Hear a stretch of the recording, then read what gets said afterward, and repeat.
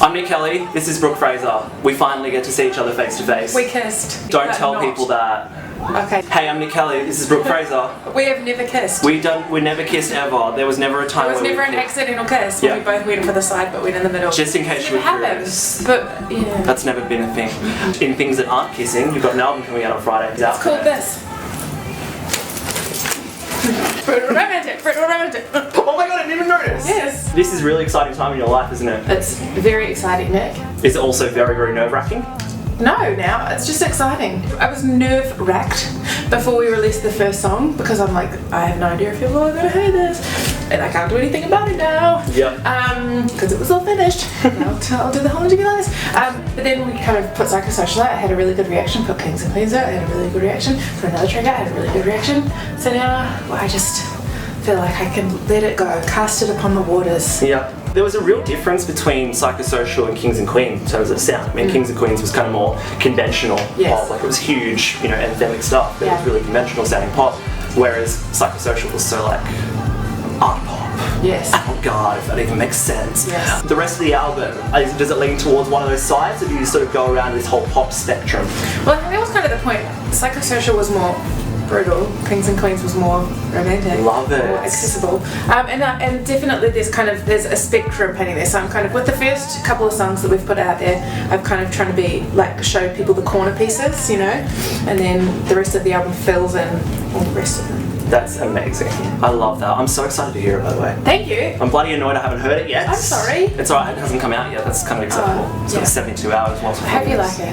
I think I will. I think it's... So far it's like a 9 out of 10, so we'll see if there's any 11s that can balance that back to a 10 out of 10. That would be good. Cool. Do you have a favourite of any sort on the album? Is there a song we should really listen out for because Brooke Fraser loves it so much? My favourite songs are often not other people's favourite songs, because I suppose I know what kind of went into them and kind of all the layers of them and stuff. Yeah. But I have a song called Brutal Romance on the album, Brutal Romantic. Yeah. It's quite technically written. There's lots of kind of rhyme schemes within rhyme schemes, and it's very technical, but at the same time I think it's one of the most kind of emotional songs on the album.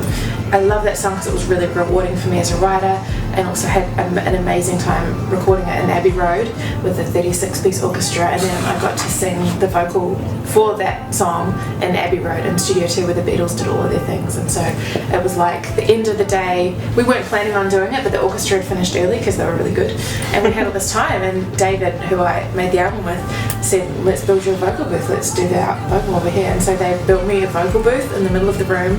Everyone left, he turned off the lights and pressed record, and I just sang my little Kiwi butt off, and oh my god. Yeah, it was like a defining moment in my life which was kind of captured on tape, as it were, so that's my favourite. I am nearly crying thinking about that story, thinking about that visual of you just in the middle of Abbey Road Studios. Yeah. That's insane. It was amazing. David opened so many doors for you, hey? Yeah. How many, like physically, how many places did you record? How many doors did he open for you? Physically he opened probably 5. Is he a gentleman? Yeah. We actually made most of it in his studio in Notting Hill, which was great. Notting Hill's a pretty cool place to I love it there. hang out. Gorgeous. So that was really fun, and then we kind of ventured other places for the special other things we had to record, like the orchestra and then the live drums and stuff, which were played by Jason Cooper from The Cure. But mostly it was just us kind of fossicking about, and in terms of the geographical story of Brutal Romantic, that kind of comes in from the writing part, and we did keep a lot of the elements from the demos that I made as I went around writing. From what you're telling me, it seems like it's going to be a really grandiose,